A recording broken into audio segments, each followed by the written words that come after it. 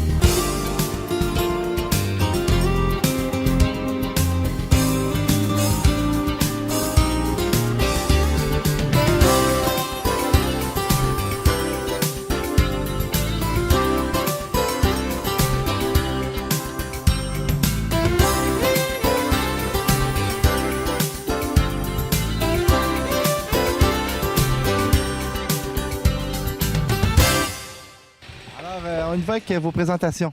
Étienne Beaumont, directeur adjoint de la Vallée-Bras-du-Nord. Pascal Rochette, directeur de la maintenance Alcoa Aluminerie de Deschambault.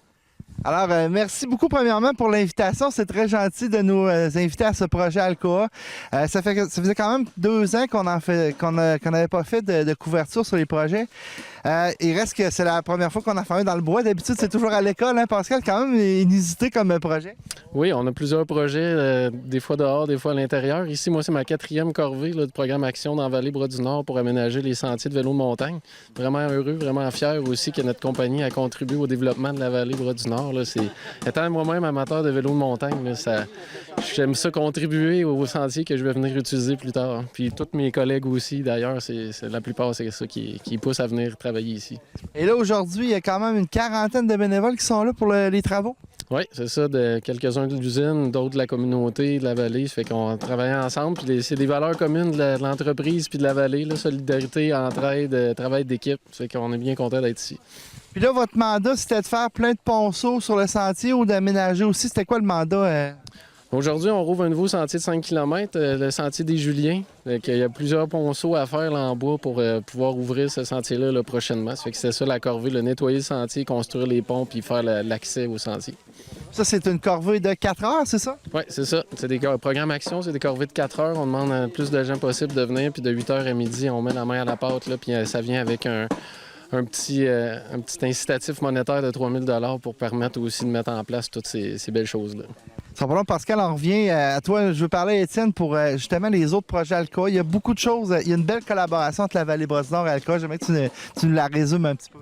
Oui, en fait, dans les 2 dernières années, on a eu un partenariat fort important avec la Fondation Alcoa, justement pour venir supporter nos projets avec la jeunesse, nos projets au niveau de l'éducation à l'environnement. Fait qu'on a touché différents groupes de jeunes, notamment le programme plein air de l'École secondaire Louis-Jobin, le projet d'insertion socio-professionnelle aussi. Alors, du temps de qualité passé avec les jeunes, à aller en nature, à faire de l'éducation à l'environnement, faire vivre des expériences en nature aussi. Alors, plusieurs formations, ateliers. Et des ateliers aussi qui touchaient plus la population en général. La renaturalisation aussi de bandes riveraines et différents aménagements terrains qu'on a fait avec ces jeunes-là. Alors, un très beau partenariat dont on est très fiers. Encore une fois, comme il a été dit plus tôt, c'est des valeurs communes. Fait que c'est vraiment... on est très fiers là, de pouvoir se supporter là-dedans. D'avoir cette aide-là de la Fondation Alcoa, pour nous autres, c'est très précieux. Puis c'est former la jeunesse, fait que c'est vraiment quelque chose de très important pour la communauté. Puis le projet plein air, ça fait quand même quelques années. Est-ce que Alcoa est là depuis le début puis ils vous ont suivi toujours? Non, en fait, c'est depuis les 2 dernières années, en fait, qui ont été là. Puis c'est vraiment précieux pour assurer la pérennité de ce genre de projet-là aussi, où est-ce qu'il y a plusieurs intervenants qui gravitent là-dedans.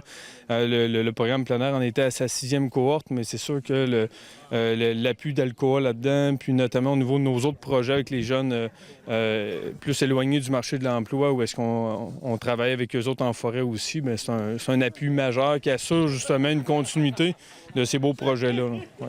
Étienne, l'année passée, on s'est parlé, on était au Mont-Laurent. Il y avait quand même déjà beaucoup d'infrastructures de fait, mais là, on est quand même assez loin du Mont-Laurent. Je pense que vous avez beaucoup de développement. Il y a de la demande, hein? Oui, mais comme Pascal disait ici, ce projet-là, en fait, il y a un besoin dans le secteur Saint-Raymond. On a 12 secteurs, secteur Saint-Raymond, secteur Chanahan. Et ici, le sentier, l'écho des Juliens, bien, c'est pour répondre à cette demande-là. Les gens veulent faire du kilométrage le plus possible.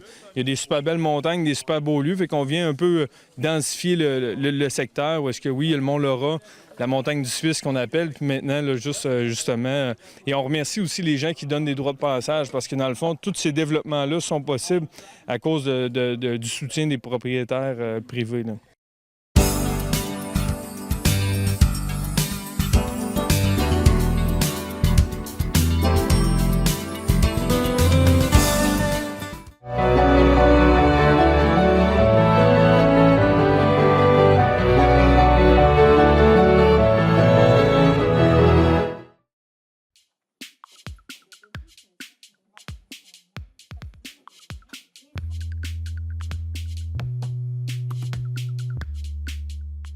Je m'appelle Myriam Lebel. J'ai appris la technique de courte pointe avec le cercle de fermière. Ici, c'est la méthode de courte pointe traditionnelle. Je me suis inspirée d'une revue. J'ai été chercher un modèle. J'ai taillé mes morceaux. Et là, je suis à l'assemblage à la main, comme nos ancêtres, nos grands-mères faisaient. Fait que la technique, là, c'est vraiment un petit point arrière qu'on vient coudre tous nos petits morceaux ensemble pour, par la suite, l'assembler et faire le piquage.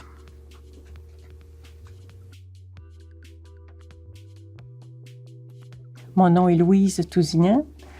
J'ai appris la technique des appliqués ici au Cercle des fermières de Cap-Santé. Le cours a été donné par Mme Ghislaine Alain. Maintenant, pour la technique des appliqués, on commence par tailler nos petits morceaux. Après, on colle avec le fer à repasser un papier congélation pour pouvoir replier pour avoir notre valeur de couture d'un quart de pouce. Après, on enlève le papier, on faufile notre petit morceau et on doit faufiler après ça sur notre patron. Et ensuite, on fait le petit point, un petit point caché pour coudre chaque petit morceau d'appliqué. Après, on le met sur un codel. Puis pour donner du relief, on fait un petit point de piquage tout autour de chaque morceau.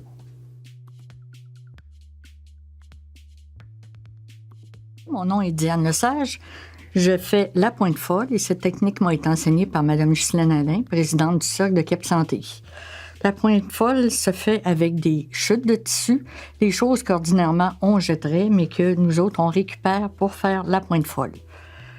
J'applique, je me fais un gabarit. Cette fois-ci, j'ai décidé de faire genre bavette spaghetti. J'applique mes morceaux un par un sur mon tissu que je viens repasser pour faire un genre d'ourlet avec un petit fer à repasser. Ma grand-mère appelait ça un cochonnet, mais je sais vraiment pas c'est quoi le vrai nom. Et je viens plier comme ça.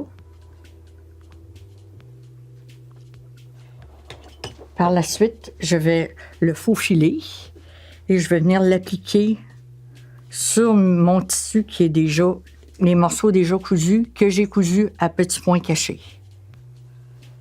Par la suite, lorsque ma bavette sera terminée, je viendrai la broder comme ce morceau-ci, là, avec un point genre chausson ou point d'épine, avec du fil à broder. Mon nom est Louise Casey. La technique d'aujourd'hui, c'est la technique avec un patron que j'ai appris chez les fermières de Cap Santé. Et ce modèle-ci est cousu à la machine, mais on aurait très bien pu le coudre à la main aussi. Et l'étape, c'est de rassembler les 3 épaisseurs, c'est-à-dire celui qu'on a cousu avec le patron et le codel et la doublure à l'extérieur. Alors, il faut faufiler en partant du centre et en s'en allant dans les extrémités, autant sur le côté que de biais. Et ce qui fait qu'à l'endos, tout est bien placé, tout est bien rassemblé, les 3 morceaux ensemble. À la suite de ça, ça va être faire à petits points tout le tour. Et après ça, on peut enlever le faux fil.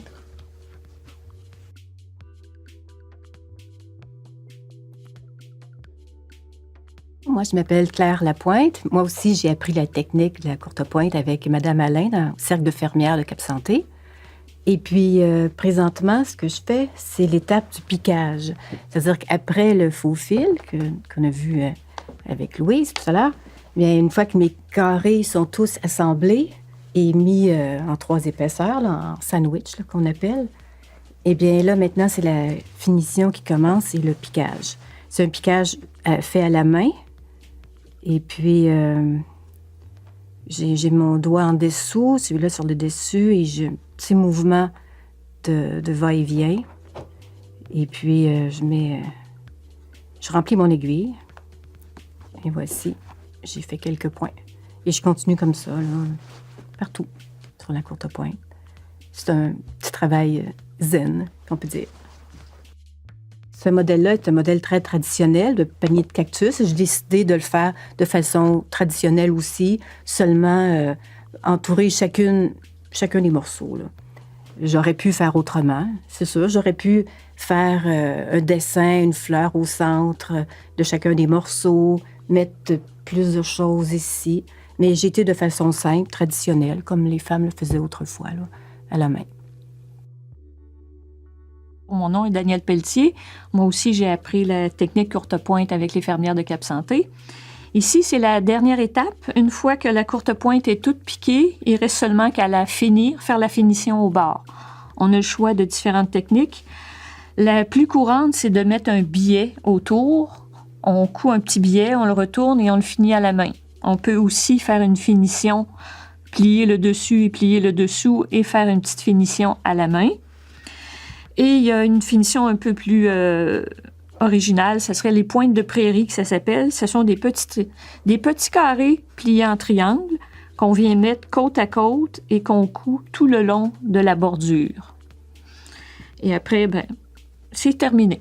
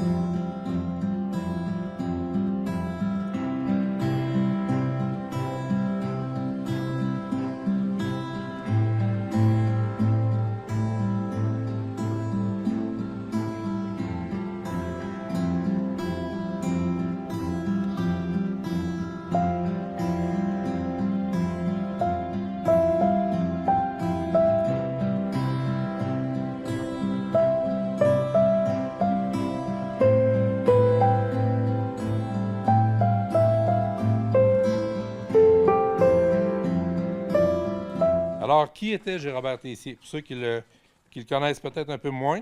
Donc, c'est un ingénieur. Puis là, c'était marqué à côté MSC point. Fait que moi, avec ma 3e année C, je me suis dit, je vais essayer de voir c'est quoi. Ça veut dire une maîtrise en sciences, en plus. Donc, il est né à Saint-Casimir en 1926, fils de Jeanne Bélanger et du marchand général Henri Tessier. Il épousa Berthe Labadie à Sillery en 1951 et ils eurent 4 enfants qui sont présents, comme je disais tantôt, Louise, Yves, Sylvie et Michel. Il a été sous-ministre adjoint au ministère des Transports du Québec, gouverneur de l'Association québécoise du transport et des routes, ancien gardien-chef de la Société des 7 gardiens de l'Université Laval, je crois, cofondateur et gouverneur de la Société de généalogie de Québec, président fondateur en 1996 de notre Société d'histoire. Il aurait également été un des principaux artisans de la fondation du Centre d'archives régional de Portneuf. Il est l'instigateur et le rédacteur de notre bulletin Le Cageux. Et il a aussi plusieurs publications à son actif, dont Dictionnaire généalogique des descendants de Mathurin Tessier, 5 générations de Tessier marchands généraux de Saint-Casimir, Généalogie des familles souches de Saint-Casimir, Famille et patrimoine bâti, Naissance, mariage et décès de Saint-Casimir. Tous font partie de notre bibliothèque pour consultation, mais si vous préférez, vous pouvez vous procurer certains exemplaires auprès de notre société. Le salon J-Robert Tessier se veut d'abord la continuité de l'œuvre que les religieuses les Sœurs de Charité de Saint-Louis de Pont-Rouge ont fait depuis 40 ans. Nous, on veut prendre la relève et offrir à la population de Portneuf et des environs le même service qu'ils pouvaient obtenir chez les religieuses. Donc, le salon va servir à faire de la recherche et il va y avoir toujours quelqu'un de disponible pour aider les gens à faire leur recherche. Et nécessairement, aujourd'hui, avec, on va dire, comme certains disent, les Internets, on peut faire beaucoup de recherches et on va tenter de les orienter sur différents sites qui existent pour qu'ils puissent continuer à faire leur recherche familiale. C'est dans ce but-là qu'on prend la relève et on veut desservir le plus grand monde possible.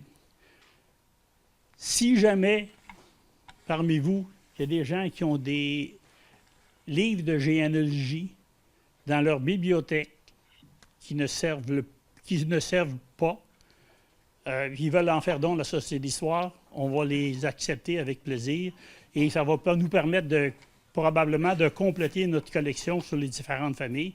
On a plusieurs livres sur différentes familles de Portneuf. Les noms qui me viennent en tête, là, on a la famille Quentin, la famille Fizette, mais il y a d'autres noms de famille, mais nécessairement, il y a des familles qu'on n'a pas.